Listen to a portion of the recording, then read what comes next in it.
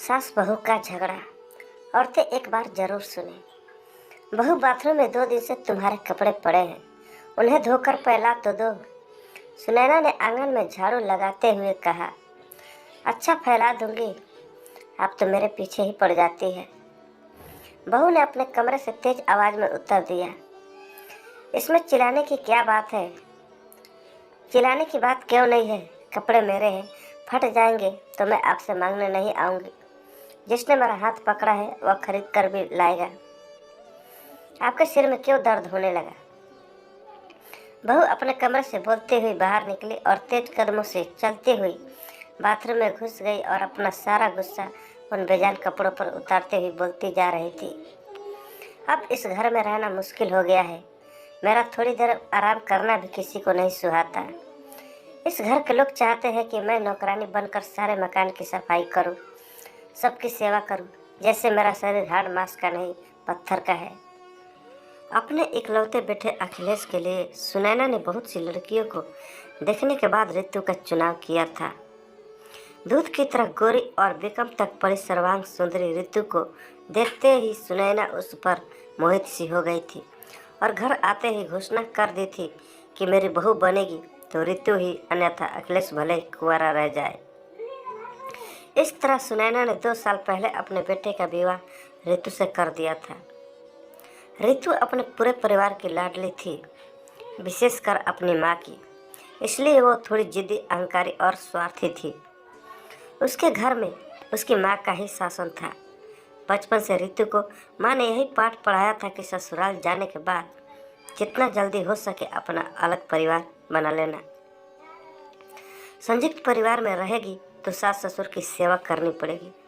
वैसे तो सुनैना के परिवार में भी किसी चीज़ की कमी नहीं थी, पर रितु के परिवार के मुकाबले उनकी स्थिति कुछ कमज़ोर थी। सुनैना के पति राम अवतार एक कंपनी में हेड अकाउंटेंट थे। वेतन कम था, पर उसी कम वेतन में उनकी पत्नी सुनैना अपने घर को बड़े ही सलीके से चला रही थी। साथ ही अपने इकलौते बेटे अखिलेश को भी उन्होंने अच्छी शिक्षा दिलवाई थी। इस समय अखिलेश एक विदेशी कंपनी में प्रोजेक्ट मैनेजर के पद पर कार्य कर रहा था, जिसकी शाखाएं देश भर के बड़े बड़े शहरों में थी। अखिलेश को अपनी अक्सर कंपनी की अलग अलग जगह की शाखाओं को दौरा करना पड़ता था। अखिलेश जानता था कि कितनी कठिनाई से उसके मम्मी पापा ने उसे अच्छी शिक्षा दिलवाई है, इसलिए उसका झुकाव हमेशा अपने माता पिता और अपने घर की ओर रहता था। वह अपने वेतन में से कुछ रितु को देकर बाकी पैसा अपनी मम्मी के हाथों में रख देता था। 2-3 महीने तो रितु ने यह सब देखकर सहन कर लिया। यहाँ की सारी स्थितियों की जानकारी वह अपनी माँ को बताना कभी नहीं भूलती थी। हर रात दिन भर की घटनाओं की जानकारी वह अपनी माँ को दे दिया करती और माँ उससे अपना गुरु मंत्र देना कभी नहीं भूलती थी।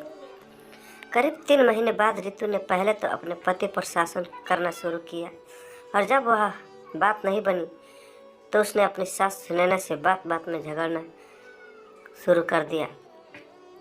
एक बार जो उसका मुंह खुला तो उसने सुनैना के हर ईंट का जवाब पत्थर से देना शुरू कर दिया। अब तो इस घर में हर दिन सास बहू में झगड़ा होने लगा। जिस घर में रितु के आने से पहले जो शांति थी, अब उस शांति का वहाँ नामो निशान भी नहीं रहा। अब सुनैना की दोपहर घर से थोड़ी दूर एक कमरे में गरीब बच्चों को पढ़ाने में व्यतीत होने लगी। राम अवतार एक शांति प्रिय व्यक्ति होने के नाते दोनों को कुछ भी नहीं कह पाते थे। पत्नी को अधिक प्यार करते थे, इसलिए उसे अपने तरीके से समझा दिया, और बहू के मुंह लगना उचित नहीं समझते थे, इसलिए वह अपने ऑफिस से लेट आने लगी। अखिलेश की भी यही स्थिति थी। जिस माँ ने तमाम मुसीबतें झेलकर उसे पाला पोसा, पढ़ा लिखा कर इस लायक बना के वो इज्जत की रोटी कमा सके, उनसे वह कठोर बातें बोल ही नहीं सकता था। लेकिन रितु के सामने उसकी हिम्मत ही नहीं होती थी। इधर रितु रात दिन अखिलेश के कान भरने लगी कि वह अब इस घर में नहीं रहेगी। उसे या तो वह उसके मायके पहुंचा दे या दूसरा मकान किराए पर लेकर रहे। शाम को जब अखिलेश ऑफिस से आया तो सीधा अपने कमरे में गया। कमरे में रितु बाल बिखेरे अस्त व्यस्त कपड़ों में गुस्से में बैठी थी। अखिलेश ने उससे पूछा, आज क्या हुआ? इस तरह क्यों बैठी हो? आज फिर माँ से झगड़ा हुआ क्या? और क्या, तुम्हारी माँ मुझसे प्यार से बात करती है, शेरनी की तरह गुर्राते हुए रितु ने कहा और उसकी आंखों से आंसू बहने लगे। इसी के साथ दोपहर का सारा वृत्तांत रितु ने नमक मिर्च लगाकर बता दिया। पुरुष सब सह सकता है, पर सुंदर स्त्री के आंखों के आंसू सहन नहीं कर सकता। अखिलेश ने फौरन अपना निर्णय सुना दिया कि वह कल ही इस घर को छोड़ देगा। यह बात सुनते ही रितु के आंसू कपूर की भांति उड़ गए। सोते जागते रात गुजर गई। सुबह जल्दी उठकर अखिलेश घर से निकल गया और करीब 2 घंटे बाद घर आकर माँ से बोला कि मैंने अलग मकान देख लिया है और रितु के साथ दूसरे मकान में जा रहा हूँ। माँ ने कहा, अपने पापा को आ जाने दो, उनसे बात करके चले जाना। नहीं, मैं किसी का इंतज़ार नहीं कर सकता। हर दिन कलह से अच्छा है अलग रहना, कम से कम शांति तो रहेगी। ठीक है, मैं तुम्हें रोकूंगी नहीं, क्योंकि अब तुम बच्चे नहीं रहे। जैसा तुम्हें ठीक लगे करो। तुम्हें जिस सामान की ज़रूरत हो ले जा सकते हो, और वैसे भी यह सब कुछ तुम्हारा ही है। कांपते हुए आवाज़ में अखिलेश से कहकर सुनैना ड्राइंग रूम में जाकर बैठ गई। उस समय उनकी आंखों में आंसू थे, जिन्हें वे अपने आंचल से बार बार पोंछ रही थी। थोड़ी देर बाद अखिलेश जाकर एक छोटा ट्रक ले आया, साथ में 2 मजदूर भी थे। मजदूरों ने सामान को ट्रक में चढ़ाना शुरू कर दिया। आधे घंटे बाद उसी ट्रक में दोनों पति पत्नी भी बैठकर चले गए। सुनैना की हिम्मत नहीं हुई कि वे बाहर निकलकर उन दोनों को जाते हुए देखें। शाम को जब राम अवतार जी ऑफिस से आए, तब उन्हें अपनी पत्नी सुनैना से सारी जानकारी मिली। दुख तो बहुत हुआ, पर हर दिन के झगड़े से अच्छा है दोनों जगह शांति तो रहेगी, यह सोचकर वो चुप रहे। उस रात दोनों पति पत्नी खाना नहीं खाया। अखिलेश और रितु को गए हुए करीब 1 वर्ष हो गया था। ठीक दिवाली के 10 दिन बाद ही दोनों ने घर छोड़ा था। दिवाली का त्यौहार आया तो हर घर में धूमधाम से तैयारी शुरू हो गई। घरों में दीपक जलाए जा रहे थे, पर सुनैना और राम अवतार दोनों उदास बैठे अतीत की यादों में खोए रहे। उनमें त्योहारों को लेकर ना कोई उत्साह था, ना कोई उमंग। शाम को सुनैना केवल एक दीपक जलाकर आंगन में रख आई। दिवाली के 2 दिन बाद राम अवतार को ऑफिस भेजकर सुनैना बच्चों को पढ़ाने चली गई, और जब वे शाम को लौट रही थी तो रास्ते में उनकी मुलाकात एक अनजान औरत से हो गई, जो उन्हें जानती थी, पर सुनैना उसे नहीं जानती थी। पहले तो उस स्त्री ने सुनैना को नमस्ते की, फिर बताया कि रितु व अखिलेश उसके मकान के पास ही रहते हैं। आज रितु की तबीयत बहुत ज़्यादा खराब थी और उसे उसके मकान मालिक ऑटो रिक्शा से अस्पताल ले गए हैं, क्योंकि अखिलेश यहाँ है नहीं और रितु की डिलीवरी होने वाली है। सुनैना ने जब उससे औरत से पूछा कि रितु के मकान मालिक उसे लेकर किस अस्पताल गए हैं, तो उसने वर्मा नर्सिंग होम का नाम बता दिया। सुनैना जल्दी से घर आई और एक थैले में कुछ आवश्यक सामान रखा। अलमारी में जो पैसा रखा था उसे लिया और घर को ताला लगाकर ऑटो से वर्मा नर्सिंग होम चली गई। वहां जाकर जब रितु के बारे में पता किया तो पता चला कि बच्चा नॉर्मल नहीं हो सकता, इसलिए डॉक्टर रितु को ऑपरेशन थिएटर में ले गए हैं। तभी एक नर्स ने आकर आवाज़ लगाई कि रितु के साथ कौन है। डॉक्टर एक फार्म पर साइन करने और ऑपरेशन फीस जमा कराने के लिए बुला रहे हैं। सुनैना नर्स से जब रितु के बारे में पूछ रही थी, तब वहीं पर रितु के मकान मालिक भी खड़े थे।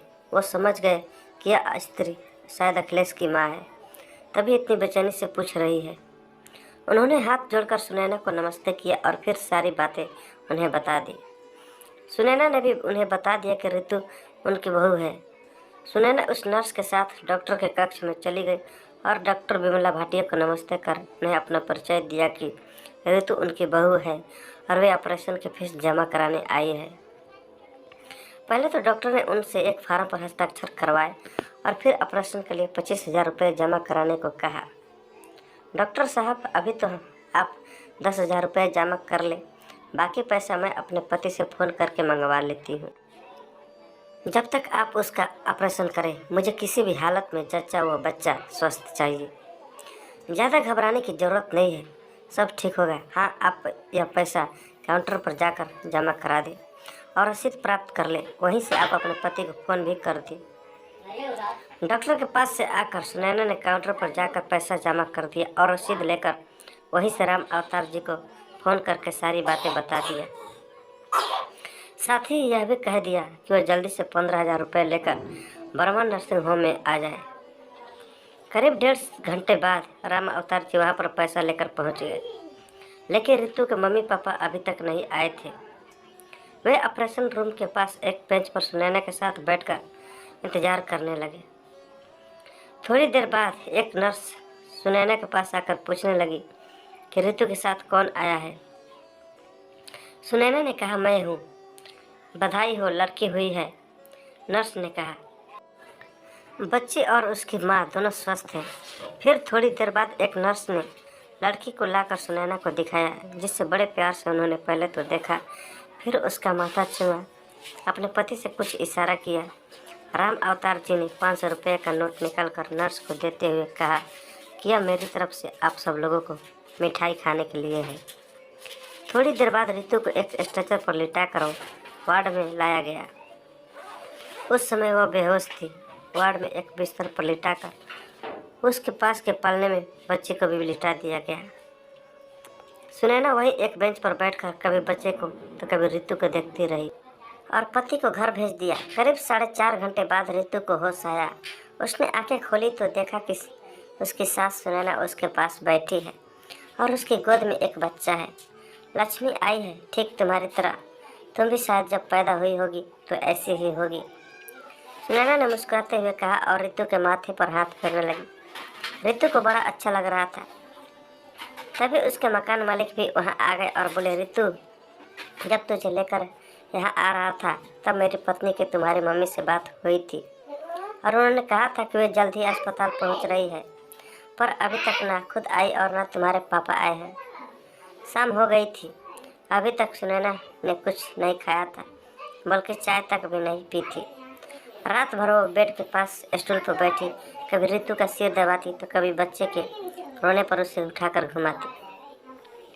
इस तरह जिम्मेदारी को ढोते उनकी रात आंखों आंखों में कट गई। सुबह राम अवतार थर्मस में चाय लेकर आए और दोनों को कपों में डालकर चाय दी।